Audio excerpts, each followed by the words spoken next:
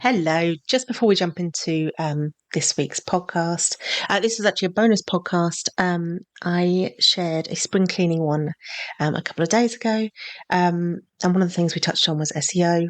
And I've been dying to share this one, this episode that I recorded with Mary James. But I just wanted to let you know there's a slight change to the dates that she mentioned about workshops she's running. Sadly, literally the day after I think we recorded the podcast, poor Mary got COVID with everyone in the family as well. So she's just slightly pushed it back to the 3rd of May for the actual workshop and the 9th of May for the implementation session. So if you need the accountability, I highly recommend that. So I'm going to let myself introduce the podcast again and get straight into it. But I just want to jump on quickly to let you know about that slight change. Hello, everybody, and welcome back to the Freelancers Tea Break, a short and sweet podcast to enjoy whilst you're making a cuppa. My name is Emma Cossey, and I'm a coach for freelancers. And as I mentioned in a previous episode, I've got a guest today who's going to help you get SEO ready, basically. So welcome to Mary. Mary is joining. Well, Mary's been in the Business Lounge for how long have you been in there? 6 months or maybe a bit longer, actually. I think it has been about 6 months now, yes. And she's been slowly convincing us all how important SEO is. She is already a fantastic copywriter, but her SEO tips have been absolute gold, especially for those of us who get a bit overwhelmed by it. So I wanted to bring Mary on because I think it can be a task that ends up slipping down our to-do list, doesn't it? And we don't prioritize it. But actually, great SEO can bring in clients. And I know in the Business Lounge, we've had people who've said they've been found through their website quite often, and that's down to good SEO. So first of all, I'll pass over to you, Mary, to introduce yourself rather, and tell us a little bit more about your freelance journey. Hello. So I started out with freelancing purely by mistake, or rather because I didn't have any other choice at that time in my life. I had to leave conventional employment when my migraines turned chronic. That I was at a point where it was just impossible to go into another location and work under bright lighting and so forth. A couple of years on, I realised actually I'd quite like to start making money again. But that I would need to do it on my own terms, working from home. And obviously this was pre-COVID, so I feel like maybe it felt quite unusual at the time to even consider that, but I was considering that as much as I could. I've had a few false starts in my freelancing career. At one point, I was concentrating on being a VA for romance writers. Oh, wow. Different niche. Yeah, I still think it is a really, really good niche to get into if you are a VA, because there are a lot of romance writers out there, authors, they basically are writing they've either got a hybrid career or they're self-publishing, and they can't, like with most things, they're just too many spinning plates. So that one I still maintain is a good niche. It just perhaps wasn't the best one for me. And then I discovered copywriting. Despite having watched several seasons of Mad Men, I still hadn't really thought of it as like a real job that real people did. And then I was lucky to have a mentor that who taught me a lot. I learned about SEO from the beginning, and so I've always built it into my copywriting. But I wouldn't say I am an expert at copywriting. I'm always learning to do better. I feel I've even seen a much better, even in the last year, I feel like I've blossomed with my copywriting itself. So yes, always continuing to learn and find out new techniques and shortcuts. Yeah, I think you and I have geeked out a lot over AI, really, haven't we, and ChatGPT and things like that, and how to embrace it rather than, I guess, be scared of it and use it as a tool rather than a competitor. Yes, that's something I am looking at definitely, because I do like helping other freelancers with their copy, their content, and yes, their SEO. And I feel like if there are any shortcuts that I can help other people, give them the knowledge they need to use these shortcuts, then I'm up for it, because I understand that not everyone wants to use a copywriter, not everyone can afford a copywriter, and some people just love writing their own content, which I think is absolutely reasonable. I mean, you're the person who knows your business the best. But I think it's also really, I'm a big fan of hiring in or recommending hiring in copywriters, because sometimes you're too close to the problem and too close to the business, and you need someone that knows how to sell or market or correctly frame what you're trying to say, and B, can see it from an outsider point of view for potentially your customers, rather than just you having this knowledge and not necessarily being able to see where your customers are at the moment. Oh, completely. Yes. That's all about where they are in the customer journey, the stages of customer awareness. These are things that I spend a lot of time searching, basically, so my clients don't have to. Because while I find the research quite rewarding to do, I know that in your own business, there's often more pressing things to be doing. Actually, I love the bit that you recently kind of launched services that almost hit that in-between mark of people who have started writing the copy, but need someone to come in and have that external voice. Your services, the services you had where you'll go through and tweak and edit rather than write it all, is a great in-between thing as well. Yes, I wanted to offer editing because I do have experience editing within kind of like a mini agency way, and also editing other copywriters' work. I've done a lot of it. And it can be hard once you've written the words to take a step back and think, now what do I need to do to get this ready for my website? Because it is primarily website copy I'm dealing with.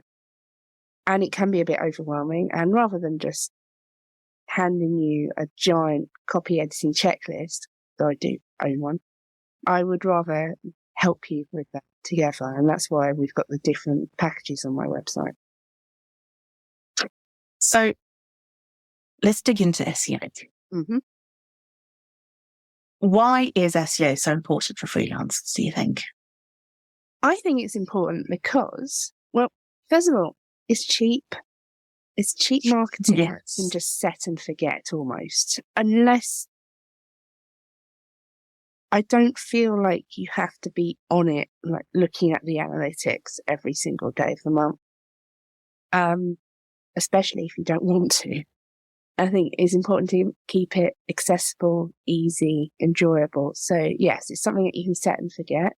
It can run in the background and supplement your other marketing. So it's part of like a suite of marketing, as it were. You're not just stuck on one thing. I really dislike it when people give advice that suggests that their way is the only way. SEO has definitely given me client work in the past, but then so have referrals, so have social media to a certain degree as well. So I feel like it would be really, I'm not going to say, oh, forget everything else, especially if you do enjoy doing your Instagram marketing and connecting with people with LinkedIn. But I think it is an often ignored aspect of marketing that can be really, really helpful just with keeping your client pipeline filled. And it also generates warmer leads, because I feel like when someone is searching for you, they already know they have a problem. They already know they want someone else to fix that problem. And so I feel almost like they are more likely to get closer to booking you far quicker than someone who adds you on Instagram or you add them on Instagram. So in some ways, it, like I say, it complements the marketing that you're doing on social media, but these people are going to be way more enthusiastic about getting something going, in my experience. Anyway. I think it's a foundational thing that you need to have in place. It isn't the sexiest bit, but it's kind of like, when someone's writing a plan for something and they want to skip some of the steps that aren't like the most, visible, I guess. They're not the most obvious. They're it's an invisible task you're doing by doing your SEO. But if you don't have the SEO, your blog posts are probably not going to get seen as much. And I think it's a long-term strategy as well, isn't it? Not just a short burst social media post. Definitely. Let's face it, it's not the most exciting thing to do, and honestly, I don't get much dopamine from my keyword research compared to, say, posting an Instagram story or creating a graphic in Canva. It's just not got the same immediate effect to it. But that's why I recommend having it going on in the background. Set it and forget it. Don't worry about it too much. And you can always come back to it in 6 months and tweak it if something's not quite landing. I just realised we probably haven't, I think we're assuming everybody knows what SEO is. But explain SEO to me as if I was 5. Yes. Search engine optimization is the process of making your website as attractive to Google as possible, and using, in the case of the sort of SEO we're talking about today, on-page SEO, which is a way of using keywords. These keywords are what people enter into Google to find websites or answers to their questions. They're a shortcut, basically. So they're almost like a shortcut to getting these people to find you. Does that make sense? Yeah, no, that makes sense. That does. It makes total sense. I think, to give a bit of background, when I first started back in 2009, I was working for some blogs and things. And the way we were taught SEO then was essentially kind of cram the keywords in that first paragraph, fill in the Yoast or whatever it was. And even some out of date things like using alt tags just to cram in your keywords. Whereas now I'm more aware that is something that's a accessibility feature to allow people who are partially sighted or have sight disabilities and things like that, for them to be able to have an image read out to them. I was just completely misusing it. Which kind of brings me to my next question. What are some of the most common mistakes you see people make with SEO? On the subject of images, yes, definitely the cramming of your keywords into there. But also, this is not so much to do with SEO keywords, which is what my upcoming training is about. It's more about, but it's image size. We forget to optimize our images for our websites, which slows down the loading time, which affects SEO because Google are quick websites, fast loading websites. So that's something to think about. I think, though, one of the most common SEO mistakes I'm seeing is people writing blogs without using SEO optimization. And at that point, you've got to ask yourself, who are you writing those blogs for? Because ultimately, people who are already on your email list or already following you on social media are not so likely to want to click through and read your blog. They already know you. They already like you. They may already know your thoughts on that particular subject. Really, if you're writing regular blogs, they need some SEO so that new people are going to find you.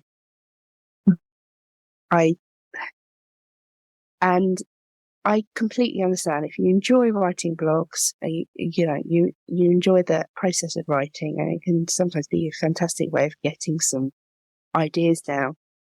But ultimately, if they're taking up space on your website, they need to be providing a function, because I don't think people are going to read them otherwise.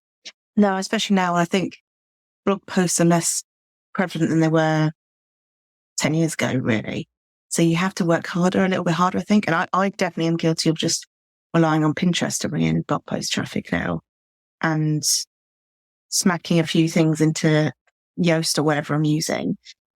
But definitely from our conversations, I realised that I need to have some focused SEO time, which is why I'll be joining a workshop, which we'll talk about in a bit.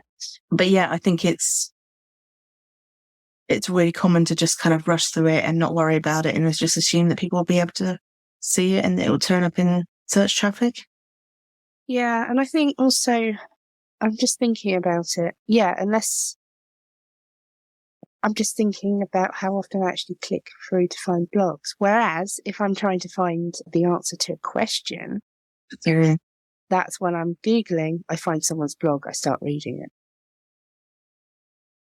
it. Yeah, 100%. Yeah, no, especially recipes and things like that. But yeah, all the time I will search something, and quite often it'll be a blog post that I end up looking through.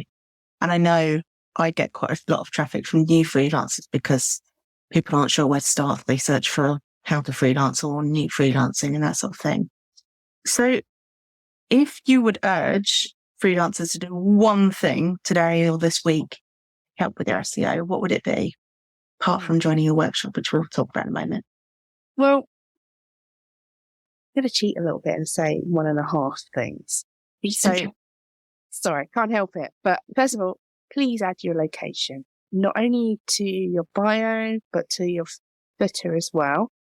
I know it sounds a bit iffy, especially if you are working, primarily online like I am. Like, I live in Norwich. I don't necessarily only want to work with people in Norwich.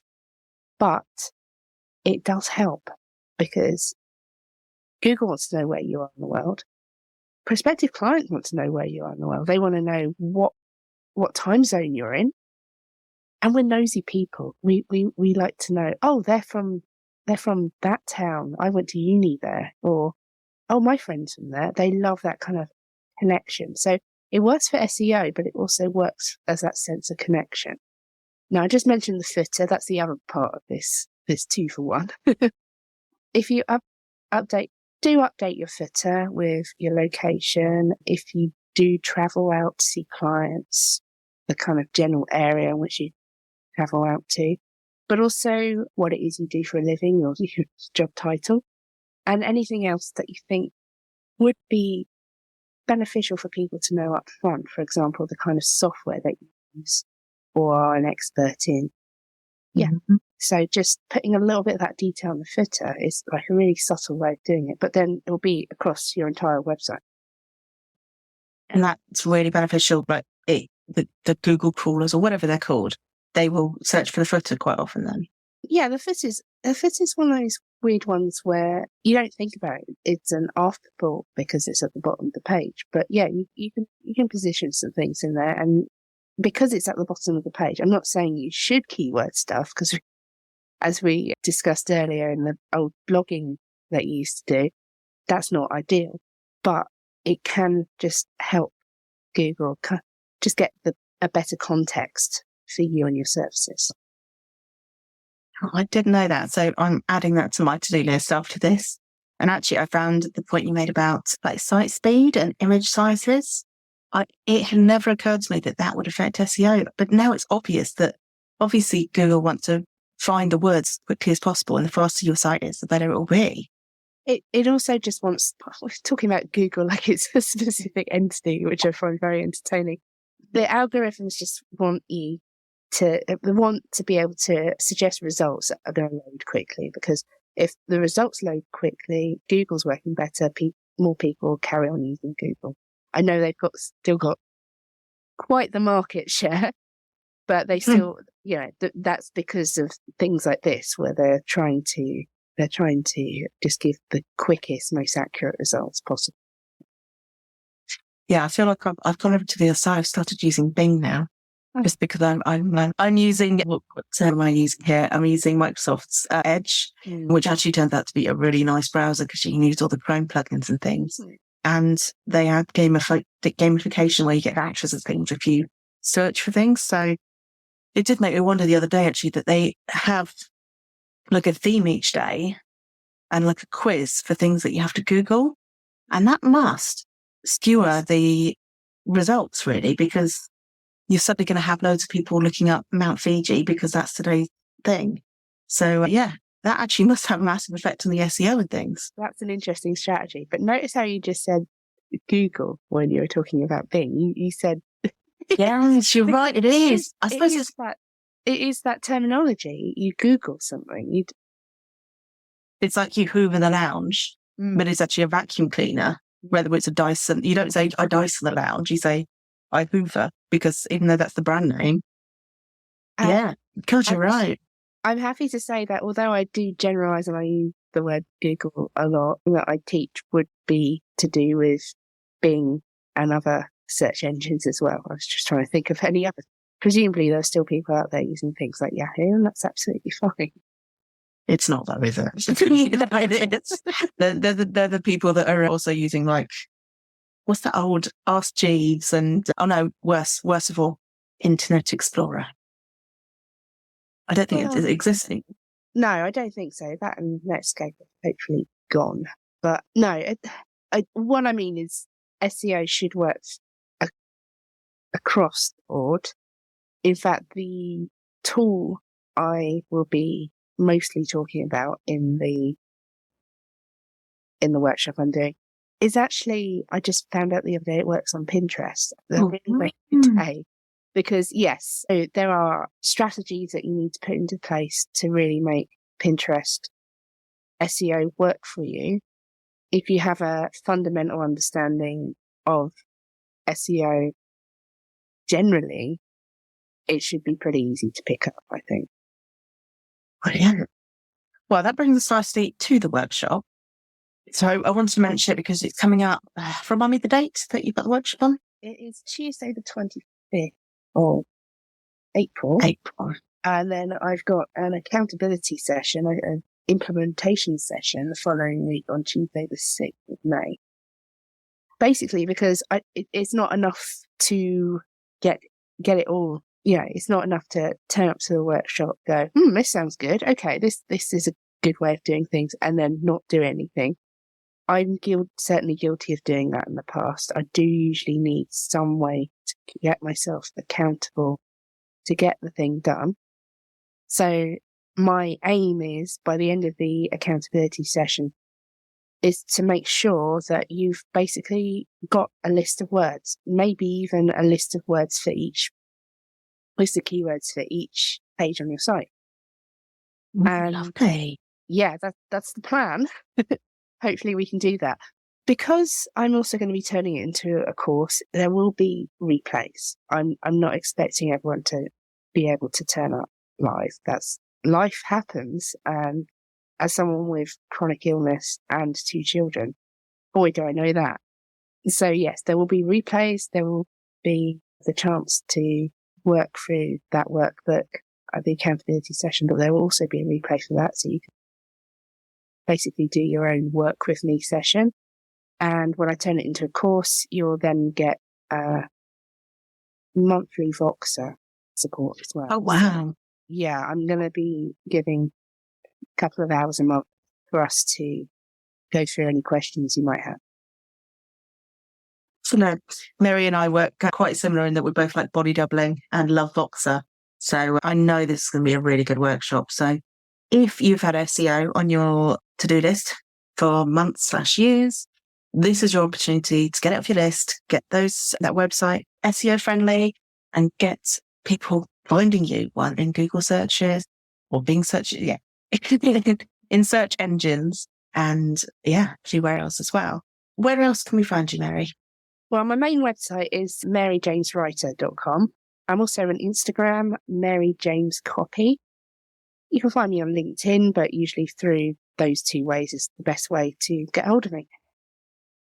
I really recommend following Mary on Instagram because she shares really, really useful tips that you can actually implement quite easily around copy, content, and SEO.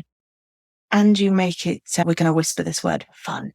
You make it fun. So that's key. Thank you so much for coming on. It's been really lovely to chat. And I have come away already. I haven't even been through your workshop yet, and I've already come away with some things to do.